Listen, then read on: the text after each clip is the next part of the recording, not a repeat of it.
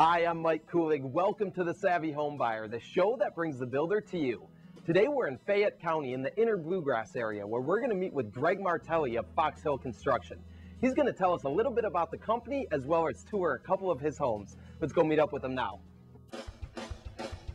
Joining me now from Fox Hill Construction is Greg Martelli. Greg, welcome to the show. Thank you. Glad to have you here today. Good to be here today myself. Now, what types of projects is Fox Hill Construction working on? Historically, we've done high-end residential construction. Okay. We do new homes, principally masonry. Right. We do a lot of high-end restoration work, restoration, which is historic restoration. We've won several national and state awards for that, and we do renovations as well, high-end residential restoration. So anything from a full custom home to a renovation? That's correct. Okay. Now, we are at one of your custom homes right now. What are we going to find on the exterior of this home? Well, this was a unique project. This is the second project we've done for these clients. Okay. It was highly collaborative. The homeowner had expressed an interest for building something that was in the context of this area. We're down in the Hunt Club, actually. Okay. And he wanted something that was appropriate down here. We started out with another design and endeavored to pursue that for about 45 days. Came to a cul-de-sac, decided to turn around and build something that was more appropriate, being close to Boonesboro, which would be a cabin. So there's actually a promontory out here where I would venture to say that Daniel Buin had a pretty good view of Boone Creek down below. Right. Okay. So I know you've actually used a lot of recycled products on this home. What are we going to find as we walk through this home and on the exterior as well? Well, we had the distinct privilege of being close to Boone Creek. In and around the Kentucky River and some of the ancillary creeks, there's a particular type of limestone called dolomite limestone, which was available to us.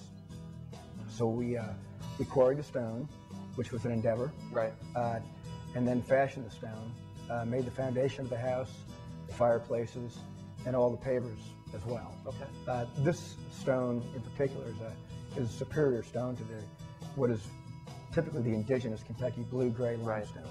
It's called Kentucky River marble. Okay. Greg, the first thing I noticed walking into the interior of this home is that front door, and I know that you actually do a lot of that millwork yourself. We have a custom woodworking shop, and what was particularly challenging about this project was the client was insistent on building something that was within the context of this Hunt Club area that had a historical bent to it. And we had the opportunity to avail ourselves to some of his warehouses and some old cabins. At the point that was brought to the equation, I became very excited about the opportunities to work with all the wood. We actually prepared a cut list. These were heavy timbers that we made the logs out of, and all the framing for the house, as well as all the finishes, i.e. cabinets and floors and roof. And we prepared a cut list, had the heavy timber sawn up, and comprised a cut list for the entire house, which we were able to use throughout the entire construction process. The only purchased wood materials in the house are the windows, which are high quality Colby & Colby, and the cedar shakes, which came from Western Canada. Other than that, every product was garnished from the warehouses and the cabins. So we made virtually everything you see here. Okay, great. And getting into this space here, the family room, again, you got that stone there, and I know that these cabinets here were actually manufactured from some old wood that they had in the previous home. That's correct. They were actually pallets. This is the third time that cypress was used. It was used in a distillery for whiskey. So there's quite a history to those cabinets, I would say. But every one of the details were discussed with the client, including the fact that they're pegged together and not nailed or screwed. So every little detail in this process was discussed. The clients would participate in the process. The height of the baseboard was discussed, the shapes of the molding, et cetera, et cetera. Okay, great. Now moving through this house, we have a dining room on the other side here and kitchen. What are we going to find in that space? Well, we have, the house has the good fortune of having 3 masonry fireplaces. We employ the mathematical proportioning system that was purported by Count Rumford, which was a retrofit system they used in England to make inefficient fireplaces efficient. We use those same techniques today. We also use laminar throats. The Rumford fireplace in and of itself has a propensity to puff a little bit, and I don't know any clients that like puffing fireplaces.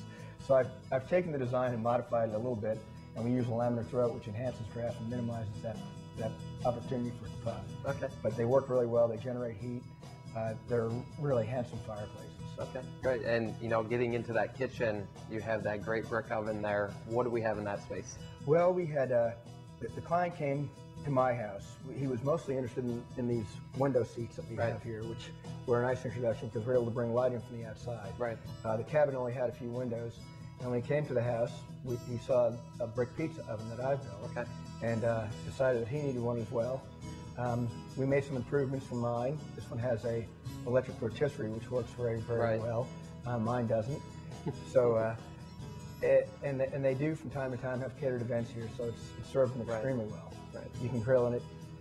You get the great flavor of wood smoked meats and fishes. They fish right down here in Boone Creek for trout all the time, so they do a lot of smoked trout in that oven. Right, and again, you have the great cabinets in there and the granite and commercial grade appliances, which I'm sure is all stuff that they came to you and asked for, and you were able to provide that for them. Right, and in spite of the fact that this looks like a cabin, it doesn't live like a cabin. We've got central heating and air, and certainly the finest modern appliances and finest modern amenities. Right. And that presents unique challenges in the construction of these cabins as well. All these materials have different modulus of elasticity, and they all move at differentials. And what you have to plan on during the construction is incorporating design techniques that allow all these materials to move without compromising the structure or integrity of the structure.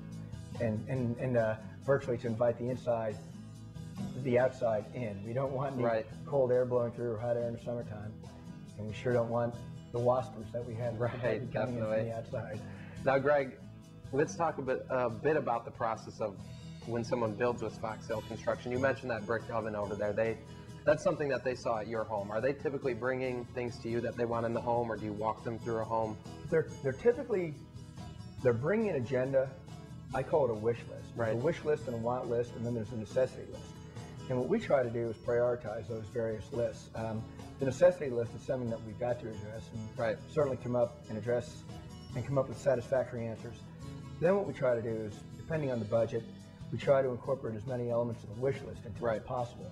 The value that I tried to add to the equation is what I consider a fairly good working knowledge of materials and methods. Right.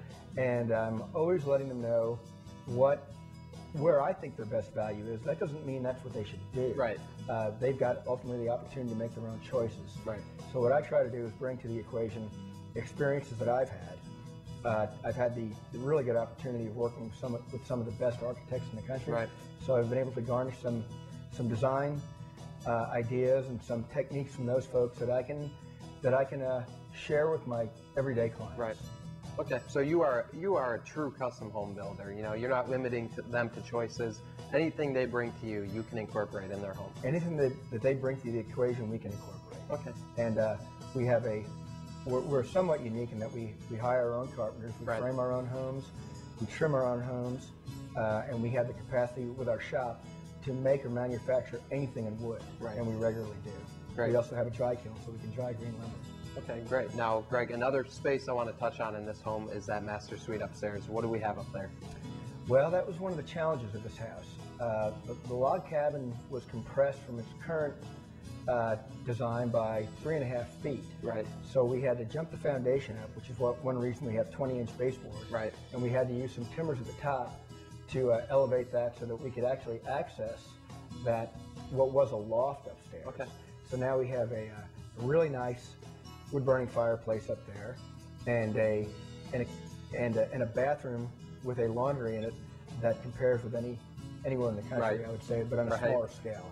It's a very comfortable space up there with all the modern amenities. We've got a circulating tub, double vanities, a really nice shower with burly fixtures, and a unique water closet. I don't know if you noticed the library in the commode area. No. Apparently he's well read. Right. So it's a great little space. Well, Greg, definitely another great space, as is this entire house. You know, you've done a lot incorporating the natural products, but like you said, bringing the modern amenities. Right. Well, one of the goals here was to create a sustainable and durable product. Right. And we had the good fortune of being able to garnish some of the finest materials available in Central Kentucky, the old logs, the old timbers, all first growth timber, I might add. So the grain's tight, it's rot resistant and decay resistant, insect resistant. So I feel comfortable using those materials in a site like that. Right. We had the opportunity to augment the cabin. The cabin was not quite as large as we needed it to be, so Right. we jumped in a section of antique brick in the middle of it, Okay. still sticking with recycled materials. So there are virtually no new materials in this structure other than sand, mortar, the appliances and plumbing fixtures and electrical fixtures. Right. Well, Greg, this is definitely a great house, and I know that we actually have another couple homes we're going to take a look at as well. Greg, we're at another great home here, and I understand that this home you actually built for a previous client, and you've since remodeled it for the new one. That's correct. This was a new house that we built with an architect about 15 years ago. Okay. It had an extremely contemporary flair. The entire genre, interior and out, was modern. Right. The architect was a modernist, and it was very carefully and strictly adhered to throughout the entire home. All the detailing was modern.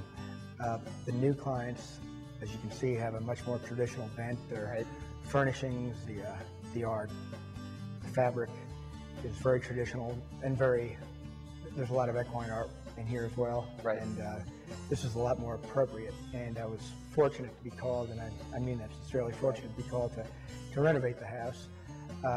During the course of the renovation, my handwriting was all over the walls, and I noticed that my handwriting was a lot better then than it is now, so I don't know what that says, but hopefully the work is good. Right. I believe it's better. Right. Now, getting into this interior space here, what are we going to find in this main room here? Well, the floors are hard pine, and they came from the Carolinas. Right. They're wide boards, and I think they really are, they're really nice and light. I think they give a real nice feel and kind of texture to the room. This particular room, what I really personally enjoy is the fact that it's infused by light from both east and west. So you have the benefit of light all day long, as well as the volumetric space, which provides for high light and low light. So it's a great backdrop for these furnishings, which are of scale, and it's a great place for them, I think. Right. And now, the new home. Right. Now, this room we have over here, the family room, I know it looked extremely different before. What do we have over there? Well, I'll tell you what it was. It was a southwestern kind of mesa feel, and right now we have what I would call a very traditional, almost English feeling library. Right. The colors certainly, or the colors are, to me, are reminiscent of colonial Williamsburg, Virginia. I'm not saying it's an authentic color, but it's a color that's certainly representative of that. And qualitatively, we also added more windows in the room. Right. It was a little bit dark before, so we added more windows and another door, and I think the room substantially benefits from it. Very traditional. Right. And just another example how you're really able to accommodate the needs and wants of your customers and really just truly make a custom home. That room was a collaboration of the owner's requirements and desires and the new architect's very high quality architectural cabinet drawings, which made my job quite frankly very easy. All I had to do was dimension them. But the detailing in there is great. You've got some ellipses. You've got the fluted work up on top below the crown molding. It's just a real traditional library, kind of cozy den right now, with the modern conveniences of a home theater, which is pretty well integrated and disguised.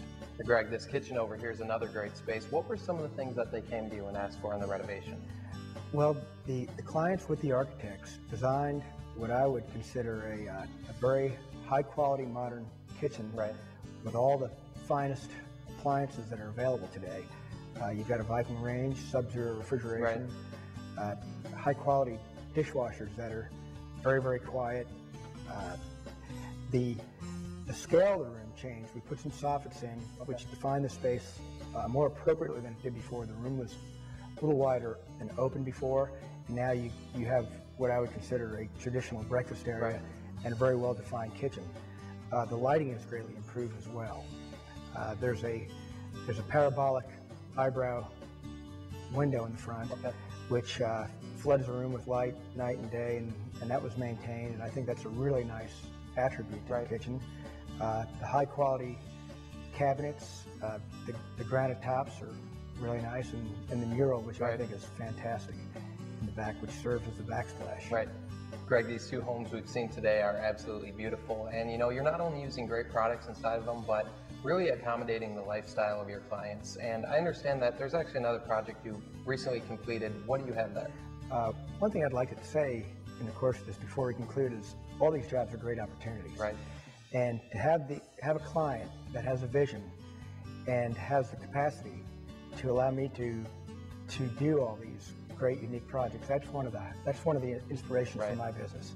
The particular project you're talking about was a arts and crafts style bungalow with very little exterior light, and again we had an inspired architect who basically cut the center third out of the house on all 3 floors. Right. We put in a pyramidal institutional type skylight and ringed the 3 floors with travertine columns supporting girders and a glass handrail.